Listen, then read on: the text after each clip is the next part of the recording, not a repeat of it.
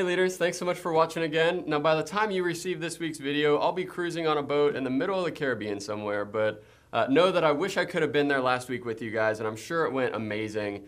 You guys are all phenomenal leaders with our students and families, and I want you to know this week I appreciate you. And not just this week, but any week. We couldn't do what we do without you guys. Now I'll be back this week for youth group, so I can't wait for that to see you on the 18th.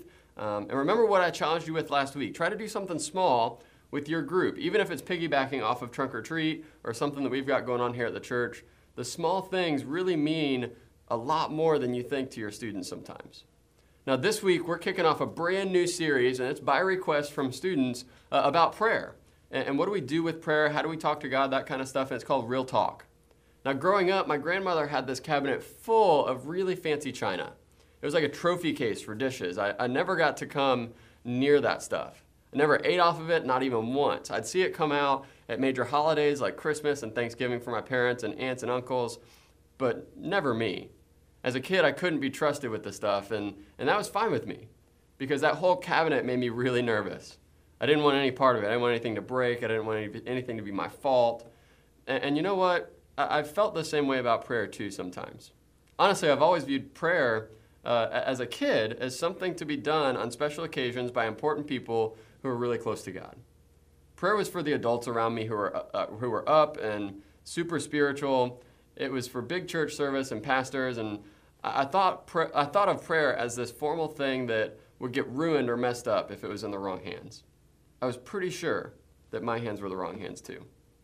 Now maybe you've been there, maybe our students have been there. You feel like prayer is kind of like fine china, fancy and fragile, or you feel like prayer is awkward and uncomfortable. Rather than seeing prayer as something you can participate in easily, sometimes we look at prayer like grandma's old china. You don't think you can get anywhere near it because maybe it's intimidating or confusing or awkward, like when the waitress walks up to the table at the same time you're praying with your family, but maybe it's pressure-filled, maybe there's guilt in it, maybe it's a waste of time. And to be honest with you, leaders, most of our students are right there. That they're struggling with is it worth my time to pray? Because sometimes we feel like we're talking to a wall, we get nothing back instantly. And maybe you know what I'm talking about. But I have a question that maybe you've never thought of. If there's a God and He loves you, why make prayer so difficult? If everything we learn in church is true, if the Bible is true and God actually cares about us and wants a relationship with us, why make it so difficult? It doesn't make any sense. And it has to make you wonder, is God intentionally being difficult about this whole prayer thing? Or is it possible that this awkward, confusing, fine china kind of prayer was never what God intended in the first place? Now, a lot of us are familiar with the Lord's Prayer, and if I told you how it started, the words would sound familiar. It goes, "Our Father, who art in heaven, hallowed be thy name." And let's stop right there. Who talks like that anymore? It already sounds old. It's probably the most famous prayer on the planet, and right off the bat we say the words, "Art in heaven, and hallowed be thy name." What does hallowed be thy name even mean? Can you imagine saying that to your dad, like, "Hey dad, you're the best. In fact, hallowed be thy name. Have a great time at work." No, the language of the most famous prayer just adds more to the formality of it all. Now I can see how words like that make the whole prayer thing seem stiff and formal, just like grandma's china. But I want to show you something that gets lost in the language. I want to translate this for us in today's terminology. Jesus tells us the Lord's Prayer after His disciples say something really important, the kind of thing that we would all say. They say, "Jesus, teach us to pray." They felt like there had to be some kind of formula, some kind of right way and wrong way to do it. And since Jesus knew how God worked, it made sense that they would ask Him.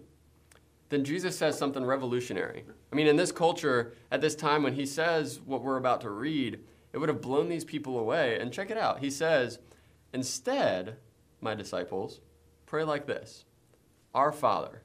And that's in Matthew 6:9. And hold it right there. It says, Our Father. I mean, maybe that doesn't sound crazy to us, but it might just sound just as formal and fancy as you thought it would, but there's something you're missing. Jesus wasn't speaking the English language at the time. Instead, Jesus is using Aramaic, a word Abba, a term that Jewish children would have used for their fathers. It was like dad or daddy. It's comfortable, it's familiar, and it totally flies off of what religious tradition and Jewish tradition implied. Jesus was so holy and so big and seemed so distant, but Jesus is saying he's more than that. God is close. God's personal. Jesus is giving his followers permission to approach God in a much less formal fashion than all the other religious leaders has done. He's saying that God is like a great father. God is warm and inviting. He's your authority, but in a good way. You can have a real relationship and real talks with him because he isn't a far-off, unattainable, unapproachable, scary, intimidating, awkward, guilt-enticing, confusing old man. He's like a father, a real father, a good father. Now, I know for some of us and a lot of our students, the word father is not something you want God to be. Because to some of our students, father isn't a good word at all. In fact, whether you had a great dad or a terrible dad, all of our dads are imperfect. But Jesus wasn't talking about that kind of father. And we know that because he says, hallowed be thy name.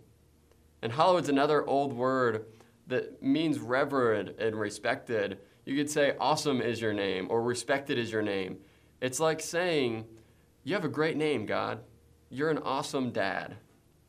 Jesus was explaining prayer as it was meant to be, a relational connection with our Father, our heavenly dad. We have taken the Lord's Prayer and turned it into fine china only to be taken out on special occasions. But when Jesus taught people to pray, he took prayer out of the filing cabinet or out of the china cabinet. He took away the formality and he put prayer on the family room table and said anyone, even the kids, can do it. Now, prayer is real talk to a real God who wants to be a real dad to us. And we see that with the Our Father, our Abba, our daddy. And we can be honest and say it like it is. No filtering. You can mess up everything you say to a great dad, and he will listen just because you're his kid.